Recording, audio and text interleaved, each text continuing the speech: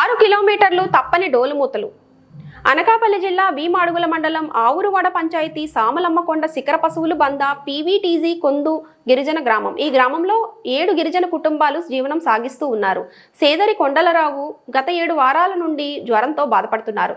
కొత్తకోట వచ్చి ప్రైవేటు మందులు తీసుకెళ్లి వాడడం జరిగింది. ఈ గ్రామానికి ఆయా కార్యకర్తలు లేరు.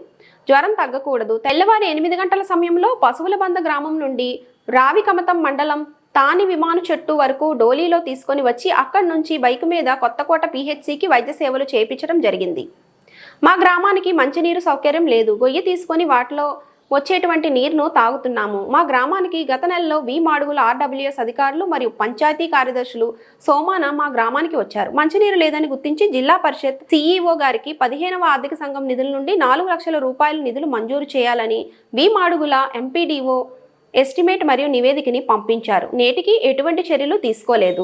తక్షణమే రోడ్డు సౌకర్యం కల్పించాలని ఆదివాసీ గిరిజన సంఘం 5వ షెడ్యూల్ సాధన కమిటీ జిల్లా ప్రధాన కార్యదర్శి ఇరట నరసింహమూర్తి, జిల్లా గౌరవ అధ్యక్షులు కె గోవిందరావు ప్రభుత్వాన్ని డిమాండ్ చేయడం జరిగింది.